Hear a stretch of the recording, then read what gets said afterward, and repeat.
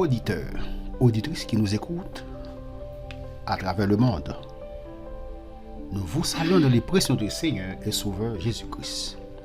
Père Céleste, Dieu d'amour, Dieu miséricorde, Dieu Alpha et Oméga, le commencement et la fin. Nous te disons merci Seigneur encore parce que tu nous as gardés, tu nous as protégés. Maintenant, Père Saint, nous allons partager ta parole.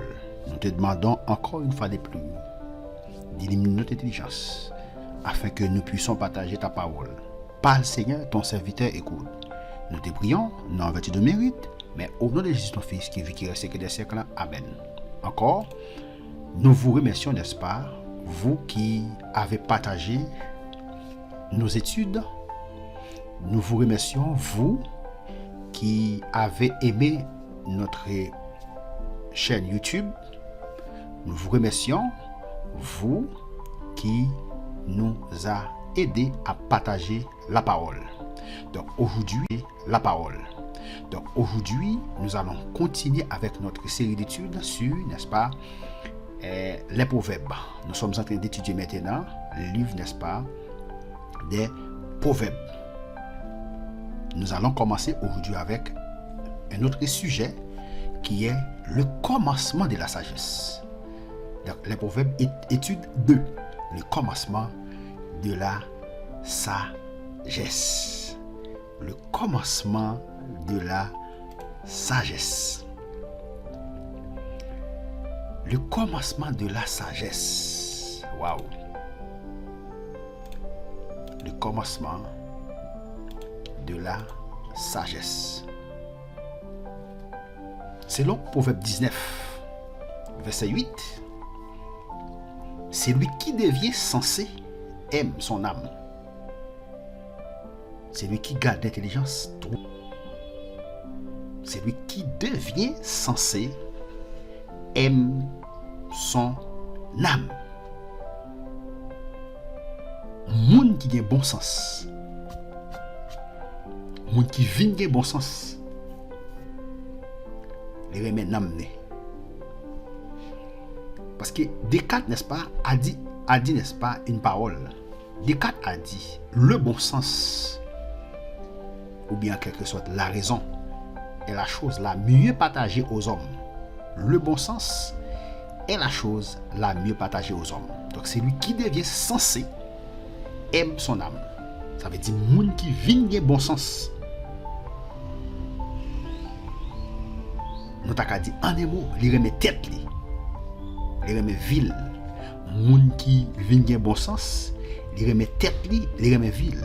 C'est lui qui garde l'intelligence. Waouh. Trouve le bonheur. C'est lui qui garde l'intelligence. Moun qui garde l'intelligence, ça gagne. Qui conserve l'intelligence, ça gagne. La Bible dit, il joignent le bonheur. Alléluia. Lisons ensemble, n'est-ce pas, Proverbe 19, verset 8. C'est clair. Le texte a dit, c'est lui qui acquiert. Ça c'est la Bible, n'est-ce pas, et version Louis II. Le texte a dit, c'est lui qui acquiert du sens, aime son âme. C'est lui qui acquiert. Ici, c'est le verbe acquérir. Ça veut dire moun qui vient de bon sens. Moun ça, c'est un monde qui remet ville, c'est un monde qui remet tête. Il dit, c'est lui qui garde l'intelligence trouve le bonheur. Waouh. C'est lui qui garde, c'est lui qui conserve l'intelligence. La Bible dit, moun conserve l'intelligence là.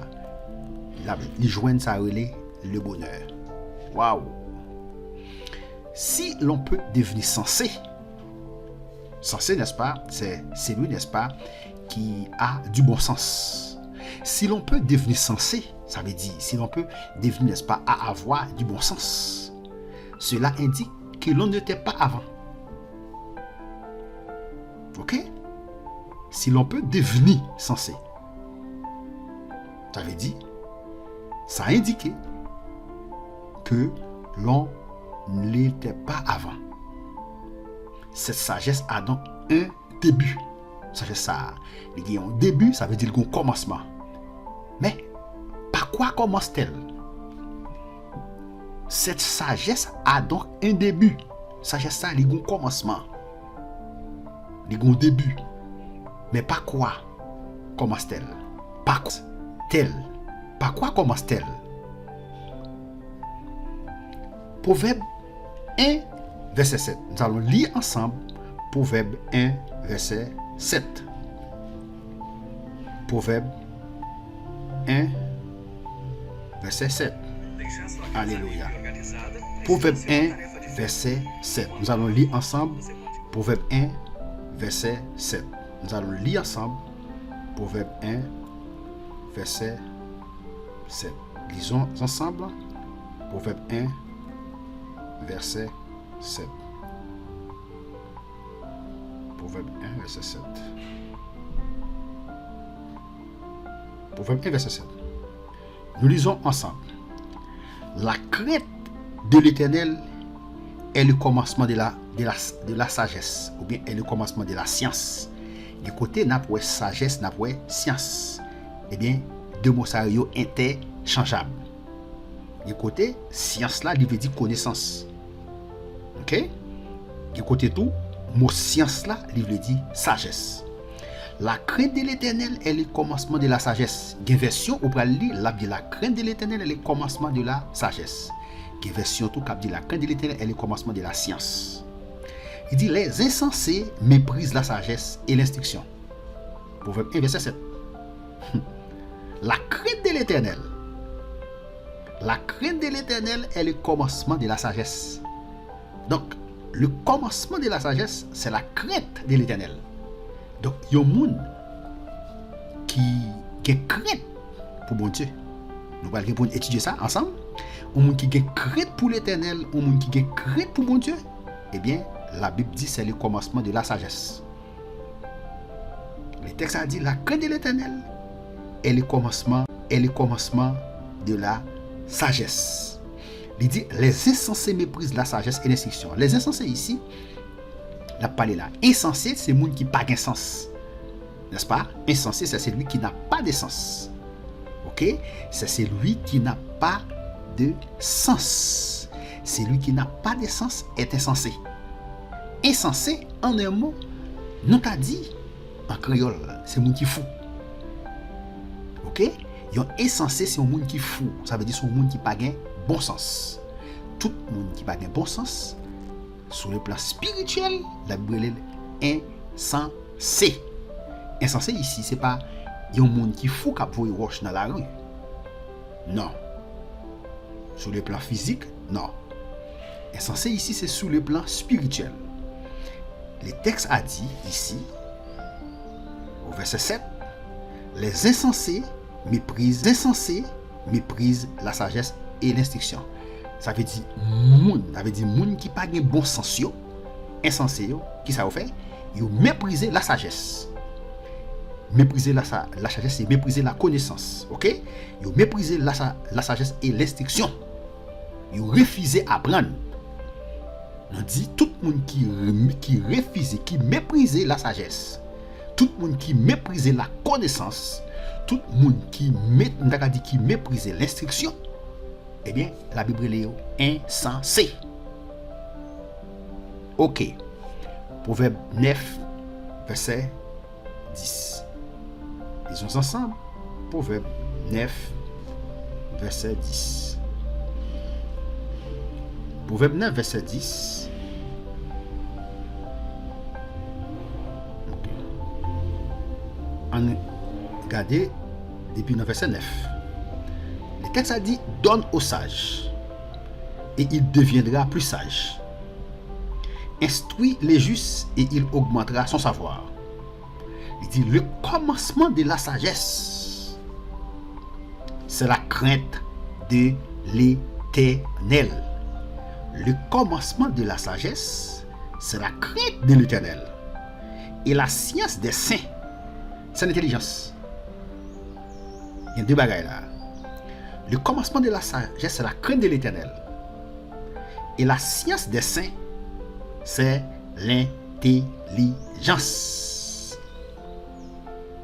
Maintenant, nous allons étudier, n'est-ce pas, l'expression crainte. Crainte de l'Éternel. Parce que le texte a dit le commencement de la sagesse, n'est-ce pas? Le commencement de la sagesse ici, n'est-ce pas? C'est la crainte de l'Éternel. C'est ce que nous allons étudier maintenant. La crainte de l'Éternel. qu'est-ce que ça veut dire craindre l'Éternel? Ne signifie pas être effrayé par lui. Craindre l'Éternel ne signifie pas être effrayé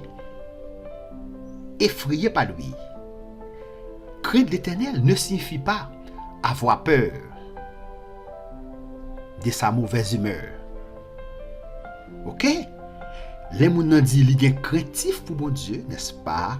Ça va veut dire, n'est-ce pas? Ils ont frayeur. Pas Dieu. Ou bien, ça va veut dire qu'ils ont peur, d'accord, dit qu'ils peur des mauvaises humeurs de Dieu. Peur pour mon Dieu, pas condamner, pas punir. Non. C'est pas ça, ça veut dire. Crainte. La crainte de l'Éternel. Nous dit, Dieu n'est pas un homme. Ok? Ou l'un de ces faux dieux pour être injuste et impatient. Donc, craindre Dieu ou bien craindre l'Éternel signifie avoir un profond respect pour lui, qui pousse à le servir, qui pousse à le louer et qui pousse à l'honorer. C'est ça, ça veut dire craindre l'Éternel. Là où vous crainte pour mon Dieu, ça veut dire, n'est-ce pas, ou gagnons frayeur, ça veut dire ou peur, mauvaise humeur de Dieu pour ne pas vous dans l'enfer. Ok? Pour ne pas laguer, d'accord, dit malédiction sur vous. Eh bien, c'est pas ça, ça veut dire. Craindre l'Éternel, lui, veut dire que ou gagnons profond respect pour lui. Ok? Ou bon profond respect pour Dieu qui pousse pour servir, qui pousse pour louer et qui pousse pour honorer. C'est ça, ça veut dire la crainte de Dieu. Ok? C'est ça, ça veut dire la crainte de Dieu. Journée aujourd'hui, nous voyons pile monde, n'est-ce pas, qui est frayeur ou bien qui peur les kidnappeurs, qui paie bandits parce que yo gen zam nan men yo, et bien moun yo paye yo pour yo pas touyer yo. Maintenant ça nous dit ça c'est pas la crainte. Ça c'est la peur. OK? Ça c'est pas la crainte mais ça c'est la peur. Nous dit ici qui est différent avec la crainte de l'Éternel. Donc quelle est la première étape vers la sagesse selon le verset suivant? Quelle est la première étape vers la sagesse selon le verset suivant? Y a-t-il une contradiction? Lisons ensemble Proverbe 4, verset 7. Proverbe 4, verset 7. Proverbe 4, verset 7. Voici le commencement de la sagesse. Donc, mes commencements, sagesse là. Il dit, voici le commencement de la sagesse. Acquiert la sagesse. Mais commencement, sagesse là. Commencement, sagesse là, c'est pour gagner sagesse là. C'est pour acquérir sagesse là. Acquiert la sagesse. Et avec tout ce que tu possèdes, acquiert l'intelligence. Il dit pour nous, n'a acquéri sagesse là. Il dit avec tout ça vous possédez, acquiert l'intelligence. Ok. Maintenant ici, qu'est-ce qui caractérise la vie de celui qui craint Dieu et qui acquiert la sagesse? Qui ça qui caractérise la vie de monde qui craint bon Dieu, qui craint pour bon Dieu et qui acquérit sagesse là? Qui ça qui caractérise la vie? Proverbe 14, verset 2. Proverbe 14, verset 2. Proverbe 14, verset 2. Verset 2.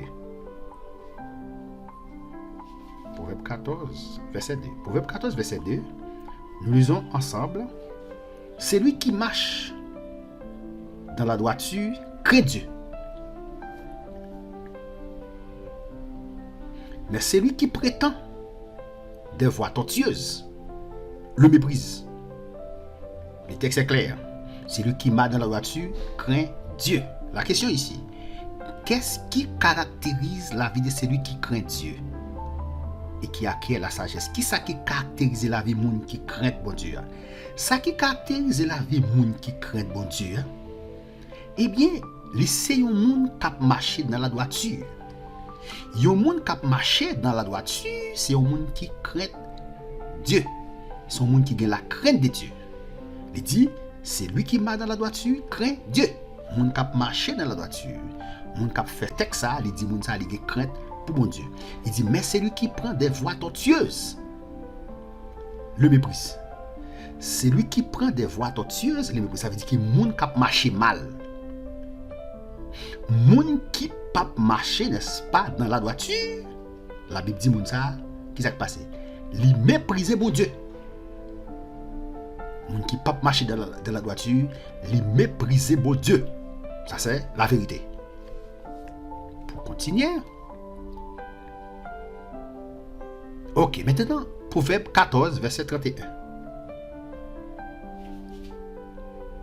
Proverbe 14, verset 31.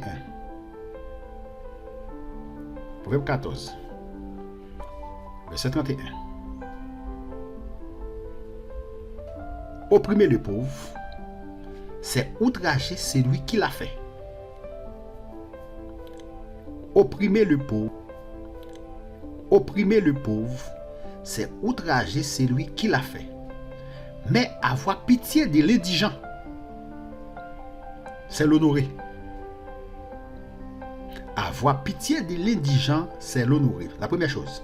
Opprimer les pauvres, c'est outrager. Outrager, c'est insulter. Synonyme insulter. Opprimer le pauvre, c'est outrager celui qui l'a fait. C'est insulter moun, n'est-ce pas, qui fait le vin pauvre là. Mais avoir pitié de l'indigent, c'est l'honorer. Paul et Timothée priaient pour les chrétiens de Colosse pour qu'ils soient remplis de sagesse. Que souhaitait-il que les Colossiens fassent de cette sagesse? Que souhaitait-il que les Colossiens fassent de cette sagesse? Lisons ensemble Colossiens 1, verset 9-10. Colossiens 1, verset 9-10. Nous allons lire ensemble. Colossiens 1, verset 9-10. Nous allons lire ensemble Colossiens 1, verset 9-10.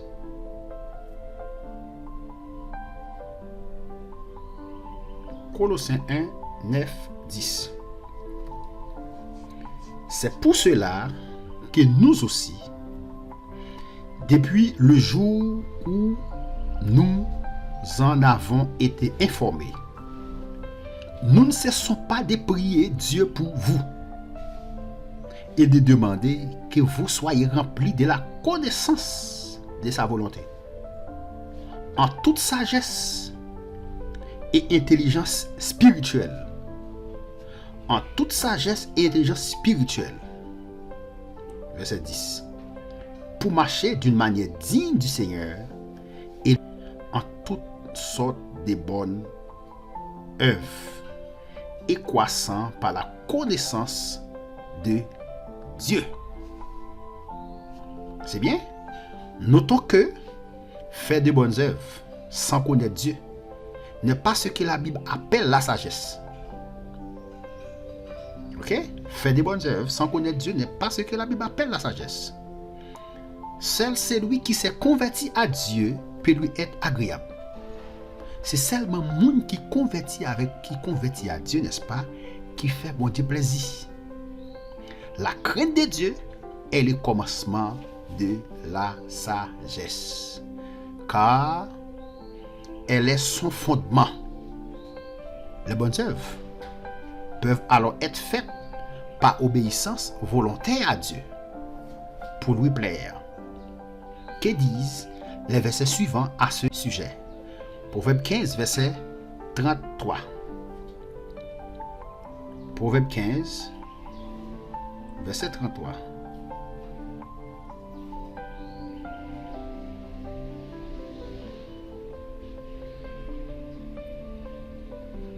Proverbe 15, verset 33. La crainte de l'Éternel enseigne la sagesse, et l'humilité précède la gloire.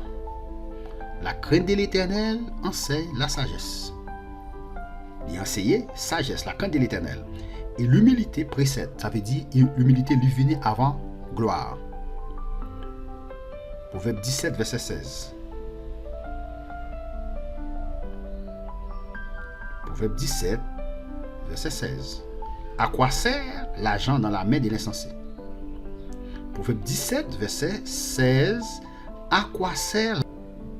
Waouh! Salomon, n'est-ce pas, poser question ça pour dire qui ça, comme là, qui ça le servi dans mes moun qui fou? Un moun qui fou, n'est-ce pas, Randakadia qui gagne cob dans mel, hein? À quoi sert l'argent dans la main de l'insensé? Qui ça lui servi? Il pose des questions. Salomon pose des questions. À quoi sert l'argent dans la main de l'insensé? Ou pour quoi vous la gueule dans mon monde qui fou? Qui ça le servi? Il dit, il pose des questions, il dit, à acheter la sagesse. Est-ce que comme ça qui est essentiel, est-ce que c'est pour acheter la sagesse? Il dit, mais il n'a point de sens.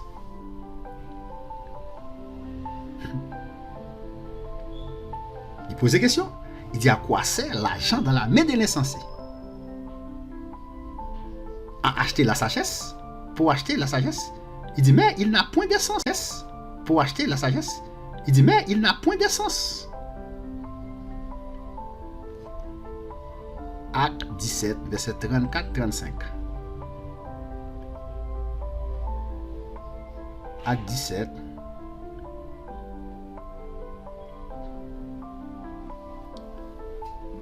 Acte 10, excuse-moi. Verset 34, 35. Acte 10. Verset 34, 35. Verset 34. Alors Pierre, ouvrant la bouche, dit, en vérité, je reconnais que Dieu ne fait point exception de personne. Je reconnais, verset 34, je reconnais que Dieu ne fait point exception de personne. Mais, quand toute nation, c'est lui qui le craint, c'est lui qui le craint et qui pratique la justice, lui est agréable. Ça sont gros paroles. Alors Pierre, l'apôtre Pierre, il ouvert bouche pour le dire en vérité, je reconnais que Dieu ne fait point exception de personne.